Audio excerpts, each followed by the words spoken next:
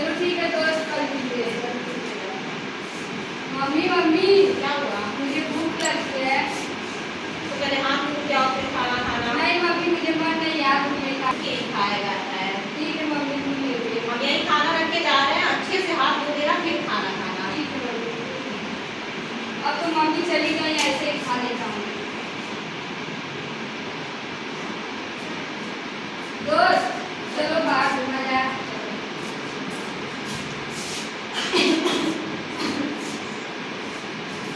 ठीक है दोस्त, कर दीजिए। मम्मी मम्मी क्या हुआ? भूख लगी है, कुछ खा ले तो। अभी तक तुम कहाँ थे? दोस्त के साथ खेला था। तो बाहर से आ रहे हो तो उसके साथ खेल के पहले अपने हाथों को धो लो फिर खाना खाना, उसके बाद तुम्हें समझाएं। ठीक है मम्मी। खाना खा लेना, वहीं रख दे रहे हैं, हाथों को अच्छे से धो के ही खाना। ठीक है मम्मी। मम्मी तो फिर चली गई, अब ऐसे ही खा लेता हूँ। कुछ दिनों तक ऐसे ही चलने के बाद अब देखते हैं चिंटू को क्या होता है। मम्मी मम्मी मम्मी मम्मी मेरे क्या पेट में हुआ? बहुत तेज दर्द हो रहा है। कुछ खाए थे क्या बाहर का? चाट खाया था। चिंटू के पापा हाँ चौका बोलो। देखिए ना, पता नहीं इसका पेट अचानक से क्यों दर्द होने लगा। चलो दिखा देते हैं क्या कर सकते हैं। चलिए।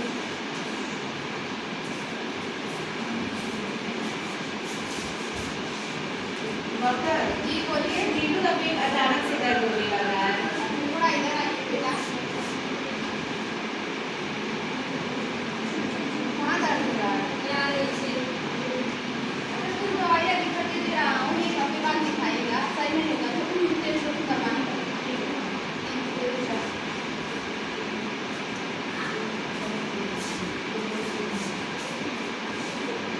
एक हफ्ते तक दवाइयाँ खाने के बाद मम्मी मम्मी क्या हुआ? मेरा पेट सही नहीं हो रहा, बहुत तेज दर्द हो रहा है।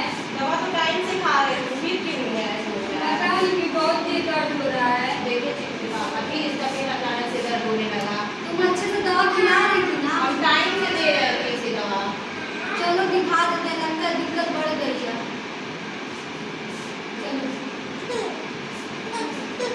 डॉक्टर साहब देखिए मेरे बेटे के पेट में दर्द नहीं हो रहा है, तो भी लग रहा है इनका टेस्ट करवाना पड़ेगा।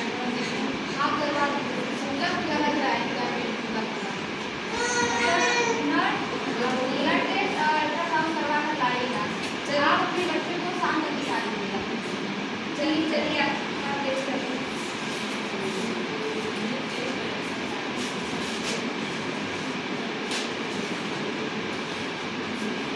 रिपोर्ट आने के बाद डॉक्टर साहब जी बोलिए। मेरे बेटे की रिपोर्ट में क्या आया है? उनके रिपोर्ट में पेट में इन्फेक्शन आया है। इन्फेक्शन हो गया है? ये बाहर ज़्यादा कुछ खाते हो गया? नहीं मतलब खा नहीं खाता था दादा।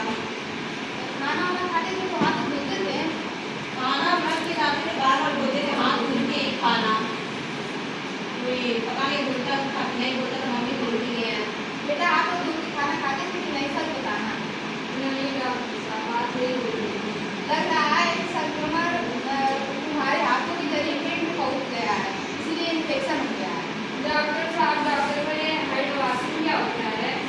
हैंड वॉशिंग के बारे में हमारे नर्स लोग बताएंगे आपको कि क्या होता है और कैसे होता है। पूरा प्रक्रिया समझा दीजिए। अब जानते हैं कि हैंड वॉशिंग क्या होता है। जैसा कि आप जानते हैं हैंड वॉशिंग वो प्रक्रिया है जिसके द्वारा हम अपने हाथों को साबुन और पानी से धुलते हैं, और इसमें जैसे यहाँ पे उपस्थित हमारे वायुमंडल में उपस्थित जो सूक्ष्म जीवाणु होते हैं हमारे हाथों में लग जाते हैं, तो हमारे हाथों के रास्ते हमारे मुंह में जाते हैं, इसलिए इन्फेक्शन हो जाता है। इसलिए हमको अपने हाथों को साबुन और पानी एंड हैंड वॉश से धोना अति आवश्यक है।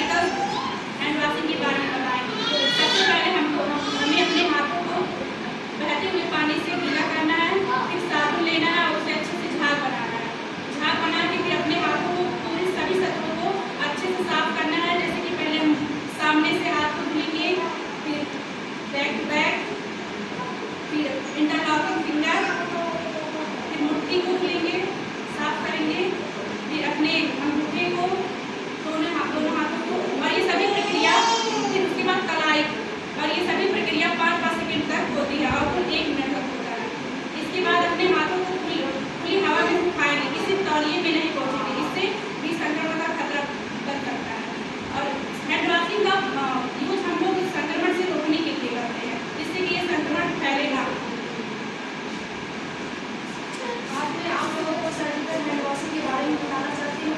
जैसा कि आप लोगों को पता है कि सर्जिकल हैंड वॉशिंग बहुत ही महत्वपूर्ण प्रक्रिया है जो हमें स्वच्छ बनाने में हमारी मदद करता है, संक्रमण को रोकने में भी हमारी मदद करता है, जिससे कि हम अगर अपना हाथ अच्छे से धुलेंगे तो हम स्वस्थ रहेंगे और कीटाणु मुक्त रहेंगे। हमें सर्जिकल हैंड वॉशिंग में अपना हैंड वॉश करना चाहिए, जिससे और हैंड वॉशिंग 2 से 3 मिनट तक करना चाहिए, जिससे कि हमारा हाथ स्वच्छ रहेगा और हमें स्वच्छ रहेगा।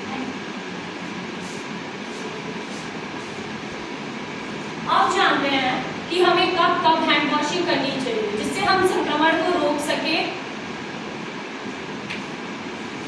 हम आप सभी को बताने जा रहे हैं कि हैंड वॉशिंग हमें कब कब करना चाहिए। WHO द्वारा तैयार हाथ की स्वच्छता के लिए 5 मूवमेंट्स होते हैं और ये 5 मूवमेंट्स उस समय एक नर्स पालन करती है जब वो एक मरीज का निरीक्षण करने जाती है, जो जिसमें पहला है रोगी को छूने से पहले, दूसरा है रोगी को छूने के बाद, तीसरा है कोई भी प्रोसीजर शुरू करने से पहले, चौथा है प्रोसीजर समाप्त करने के बाद और पांचवा है मरीज के आसपास वातावरण में आने के बाद। इसमें पहला है रोगी को छूने से पहले। यदि एक नर्स एक मरीज का निरीक्षण करने जाती है तो उसे अपने हाथों को अच्छी तरह से धो के जाना चाहिए, जिससे कि अगर नर्स के हाथों में कोई भी इन्फेक्शन है तो वो मरीज तक ना पहुँचे। दूसरा है मरीज को छूने के बाद। यदि एक नर्स मरीज का निरीक्षण करने के बाद अपने हाथों को धो लेती है तो वह अपनी सुरक्षा स्वयं कर सकती है, अपने हाथों को अच्छी तरह से धोती है।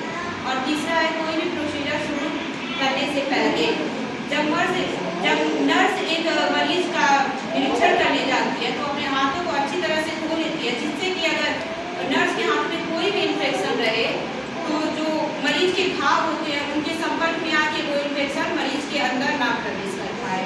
और कोई भी प्रोसीजर करने के बाद जब नर्स पूरा प्रोसीजर समाप्त कर लेती है तब उसे अपने हाथों को अच्छी तरह से धो लेना चाहिए, जिससे कि वह अगर दूसरे मरीज का निरीक्षण करने जाए, जब नर्स सारे मरीजों का निरीक्षण करने के बाद जब उस वार्ड से बाहर जाती है तब भी उसे अपने हाथों को अच्छी तरह से धो लेना चाहिए, ताकि जो इन्फेक्शन है वो उससे बाहर ना ले जाए और दूसरे लोगों तक ना फैले।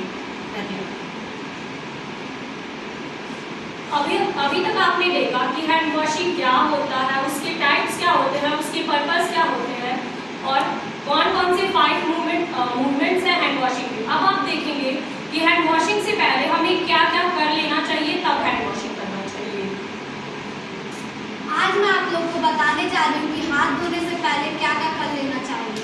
अगर आप लोग का नाखून बड़े हो तो नाखून को काट लें और नेल पॉलिश लगे हैं तो उसे भी निकाल लें, और अगर आपने रिंग पहना है तो उसे निकाल लें, और हाथ में बैंगल्स हो और क्या कहते हैं वॉच हो तो उसे भी निकाल लें। अगर कलाई कोई धागा बांधे तो उसे भी निकाल लें, ताकि कोई संक्रमण ना फैले और रोगी को भी संक्रमण ना हो। अब मैं आपको बताऊंगी कि हैंड वॉशिंग करने के लिए हमें किन किन चीज़ों का उपयोग करना चाहिए। सबसे पहले तो आपको पता ही होगा कि हम हैंड वॉशिंग के लिए पानी का उपयोग करते हैं, एक नॉर्मल हैंड वॉशिंग के लिए। पर अगर हमें अपने हाथों से माइक्रो ऑर्गेनिज्म को निकालना है तो हमें अपने हाथों को सोप से धुलना पड़ेगा, सैवलॉन वगैरह से धुलना पड़ेगा, ताकि हमारे हाथ में जो सूक्ष्म जीव हैं वो एक दूसरे को ना प्रभावित कर बीमारियां ना फैलाएं।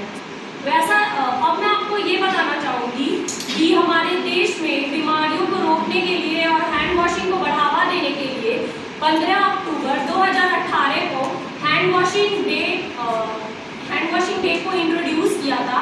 इसमें हाथ धोने के लिए साबुन से हाथ धोने के लिए ज़्यादा प्रोत्साहित किया गया था, ताकि हम अपने हाथों के सूक्ष्म जीवों को निकाल सकें और एक दूसरे को बीमारियां ना फैला सके। धन्यवाद। अब आखिर में मैं यही कहना चाहूँगी इस स्किट के माध्यम से कि हमेशा हमें हाथ धोना चाहिए और किसी चीज़ से भी संपर्क में आने के बाद हमें हाथ धोना चाहिए, या फिर अपने दोस्तों से अगर हम बाहर घुलने मिलने जाते हैं तो भी हमें हाथ धोना चाहिए। आखिर में मैं इस स्किट की समाप्ति देने से पहले यही कहना चाहूँगी कि